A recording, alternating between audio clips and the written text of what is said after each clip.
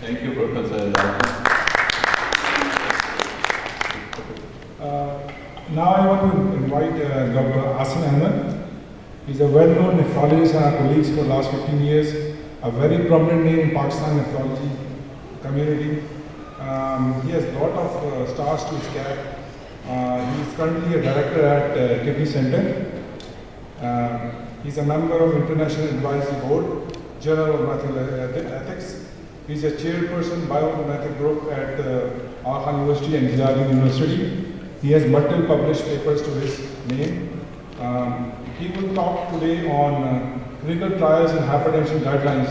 How should we approach these patients? Ladies and gentlemen, I will try to go through this presentation hopefully in time. I know it's the last presentation of the second day, it is a hectic day for all of us. So my presentation again, like as others, I will have some cases initially, and I think it's just to highlight how sometimes what we decide what to treat and when to treat is as important as what we are treating. After 5 minutes of rest, his blood pressure comes down to 136 by 88, his BMI is 32, the remainder of examination is normal. And labs show normal glucose, normal creatinine, normal everything else. So, in addition to the lifestyle modification, what will be the most appropriate next management step? It's not an exam, and we'll do this at the end also.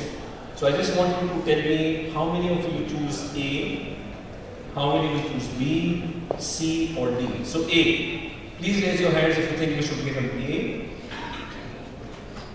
Nobody wants to give A. B, low dose thiazide.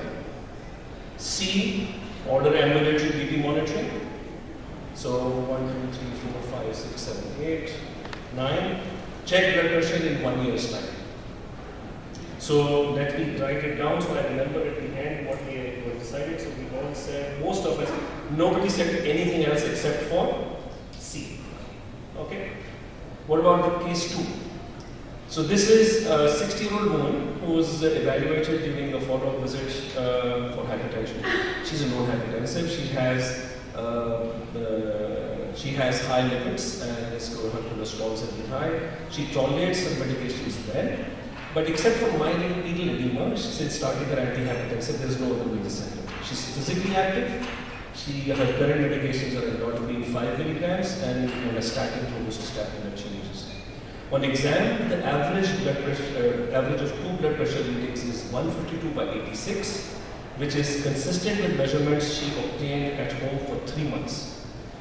Her heart rate is 64 beats per minute, her BMI is 22, she has trace renal edema. Labs show normal chemistry and urine dipstick shows low protein. So this is case 2. So a known hypertensive, on amlodipine, no major symptoms, and on statin because she has high cholesterol, heart rate of 64, blood pressure is of 152 by 86, at home too and at home, and she is now with normal chemistry and blood pressure. So which of the following is the most appropriate next step? Adding lisinopril, adding metoprolol, increasing amlodipine, or continuing current regime. So let's check. Adding lisinopril, 1, 2, 3, 4, 5. Adding metoprolol, no. Increasing amlodipine to 10 milligrams, no. Continuing current regime, no. So this is 2 is A, okay. The third and the last case. A 51-year-old male is evaluated during a follow-up visit for management of newly diagnosed hypertension and diabetes. He started a program of lifestyle modification for his diabetes, but hasn't started antihypertensive medications as yet. He currently takes no medication. On exam, his blood pressure is 148 by 92, his heart rate is 76, his BMI is 33, the remainder of the exams are normal. Laboratory examination shows a creatinine of 1.5 and a potassium of 4.2, a urine dipstick with no hematuria or proteinuria, and a spot urine creatinine ratio of 0.5. So, which of the following is the most appropriate medication that can be used? A, hydrochlorothiazide? No one? B. Lisinopril. 1, 2, 3, 4, 5, 6. D. Lisinopril plus cyclopropyl. No. Lisinopril and losartan are dual blocking. No. Okay. So lisinopril it is 3B. I'm writing this down because I will not remember it at the end of my presentation. Okay.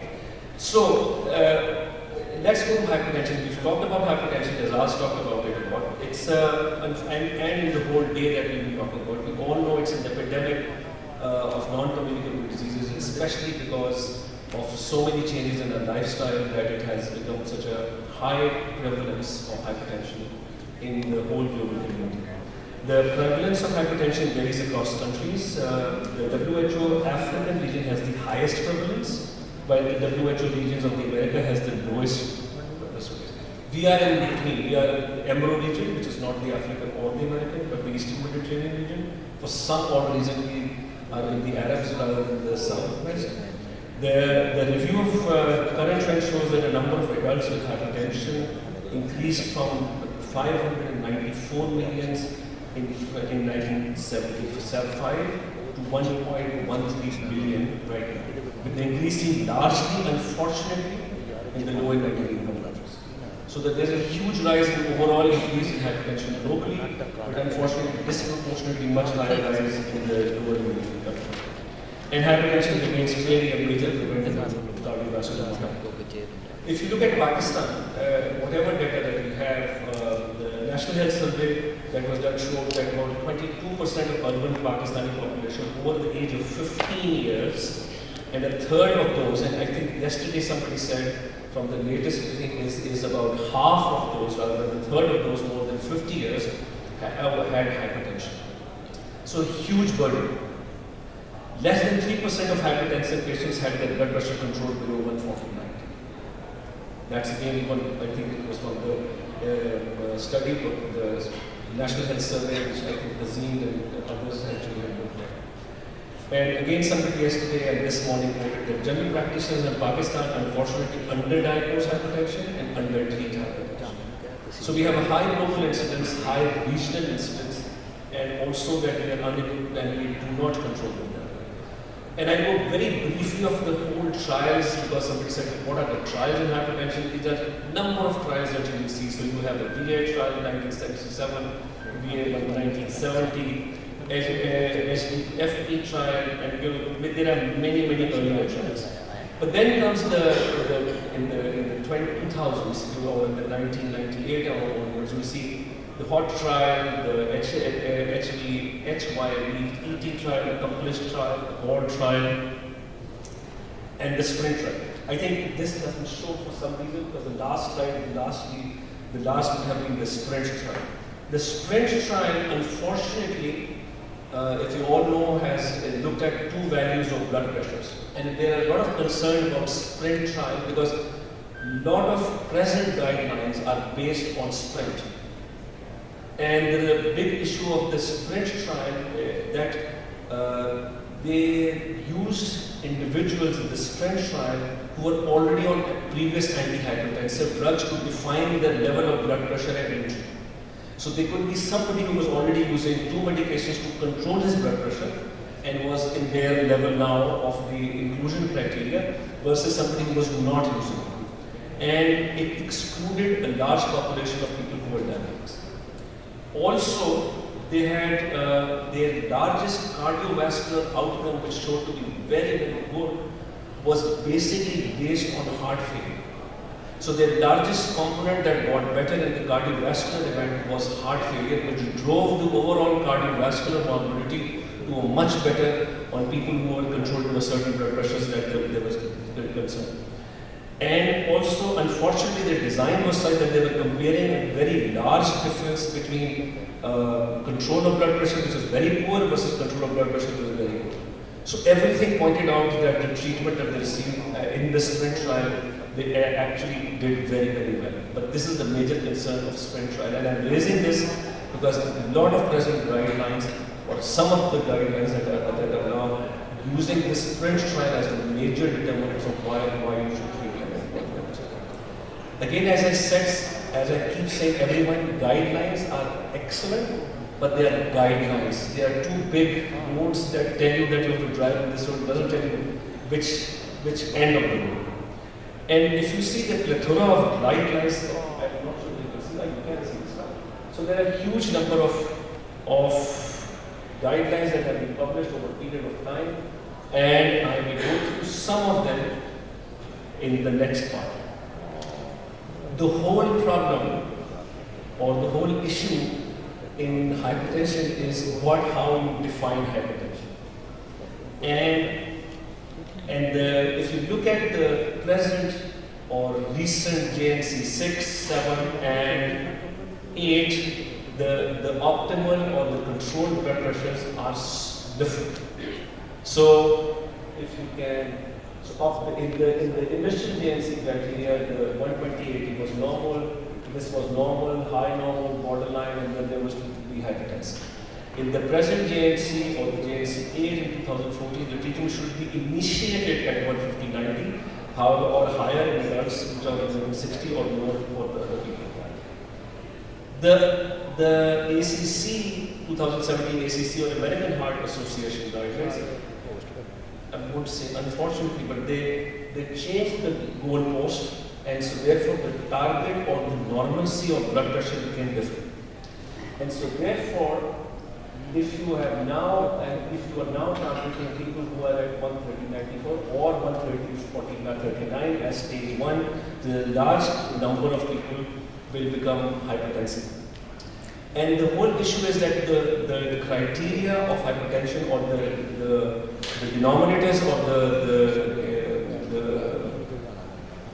the evidence that they got from was mainly from sprint trial. And the chair of the AAH and the AHA guidelines was the prime investigator of the sprint trial. So the guy actually who did the sprint trial is now leading the guideline makers. So there is what we call is a kind of an academic or intellectual conflict of interest. It's not financial, it's not other things, but it is something that I produced over a period of time, so therefore that is. So that's the major issue with the things. There are now many more people now, if we actually think of this guideline, who will now become hypertensive, which at one time they were never considered as. But if you go across the Atlantic and you look at the European guidelines, they are slightly different. Of what is normal or optimal blood pressure versus normal versus high normal, if they still call it as high normal, and it's still not called as stage 1, and then grade 1, grade 2, and grade 3, and then isolated hypertension. Again it's a value of 10 milliliters, which is different. If you look at how people treat or decide to treat is about in guidelines, especially for JNC 8, and there is a great adults and how you go through whether you're diabetic or not and how much drugs you use. Again, the starting blood pressures are clearly higher than what normally other guidelines would suggest by about 10 milliliters. And if you look at the European guidelines, you see there is a clear difference between when you initiate treatment and in which cases these are for people who are hypertensive who have no other things. We're not talking about people with heart failure or with CKD. And again, their algorithm for treatment is clearly different or changed or slightly different from because the starting point for treating hypertension is different. For uncontrolled hypertension, the European guidelines would suggest that you start initially with pill therapy like most other things, and then you go through a triple regime, and they all suggest ACE inhibitor and a calcium channel blocker or an ACE inhibitor or an ARB versus calcium channel blocker. So you can start either or. But drug treatment for hypertension in chronic kidney disease, of course, is slightly different. The targets are slightly different, and in all guidelines, beta blockers are not considered as treatment for hypertension until and unless there is a specific reason you want to use beta blockers. For example, ischemic heart disease, angina, and so on and so on. So, if you go to NICE guidelines, the NICE guidelines are a good combination between the European versus the American or the American Heart Association guidelines, where their initiation of treatment and other things are related to a level, and the definition of hypertension or a normal blood pressure probably is in between the American Heart Association versus the European guidelines. So it's a good compromise if you are concerned about choosing. So everybody suggests that use an ACE inhibitor or ARB as one of the primary things, and a thiazide diuretic or a diuretic, as Azaz was pointing out, or a calcium channel blocker and beta blocker. If you see the solid lines are good combinations, and the dotted lines are good combinations. So ACE inhibitor, ARB, and calcium channel blocker, or calcium channel blocker, and thiazide, and this. But across usage is not really as good as results. I used to use ACE inhibitor all the time, and I'm now started getting more concerned of using ACE inhibitor, because if you look at, there was a study in BMJ in 2017 which looked at a large population of patients that were prescribed ACE inhibitor or ARB for whatever reason. Again, it's not a trial in which it's not a randomized controlled trial prospectively, but this is looking at a real life data of populations who got ACE inhibitor and ARB, and they looked at them over a period of time to see. We all know, all residents are told that if you have a 30% rise, more than 30% rise of serum creatinine, then you should avoid using ACE inhibitor. So they looked at what are the rises. So if you look at this is the cumulative incidence of death, cumulative incidence of losing anything. And these are the lines are about the rise of creatinine after using an ACE inhibitor or ARB. So even a 10% rise of creatinine at the initiation or at whatever time you check the next time, there is a clear-cut change in the cumulative incidence of mortality. And if you go by the 30% rule, which is somewhere here, up to 30%, which is up to where the cumulative incidence goes up by 30%. If you go above that, of course, it goes very, very high. So the question is, should we actually now be looking at ACE inhibitor and ARB in a slightly different way than we've always looked at ACE inhibitor and ARB? Yes, they're very good for diabetics. It's best they're very good for whether you use proteinuria, but would they actually have a problem in nature? Clearly, that trial is not looking at what are the diseases. These are actually could be people who already had a bad vascular tree, and when you use something that they have to went up as an indicator of what it is. But clearly, you have to be a little cognizant. So, my faith in ACE inhibitor ARB in the last 2 years has gone down a little bit, but it's still used. So, at the last 3 minutes. So, remember the case 1. So, the case 1 was a 43-year-old male with a BMI of 32, was slightly higher, or a pressure that was to be 144 by 86, repeat reading was 136 by 86, and so on and so forth, normal creatinine. And if I remember correctly, we all chose, remember what we chose? We chose C. But if you look at what the guidelines would suggest, you would check D. Ambulatory BP monitorings are done for a different reason, as Azaz was putting. Not if your readings are changed and if you already know your blood pressure is not as high because your first reading is very different from something. Lifestyle modification, of course, is there, everything else is going to be there. So the yes, it should be followed up, they will be followed up, but you really don't need to do ambulatory BP monitoring. It's not something that you have seen which is not being corroborated. So you've seen a blood pressure, you waited for 10 minutes, it has clearly gone down to the normal value. So you really don't need to do an ambulatory BP monitoring to see whether it falls into any. So our class wasn't very good in the first class.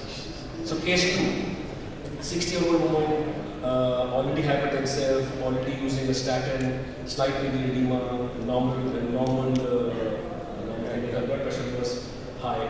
And we were talking about what should we add. And I think the answer was, we had said A, and right you are. But, of course, everything is right. Any diabetics, any other things for hypertensive, ACE inhibitor may help. But as I said, now I look at the serum creatinine in a much different values than I used to look at 3 years ago.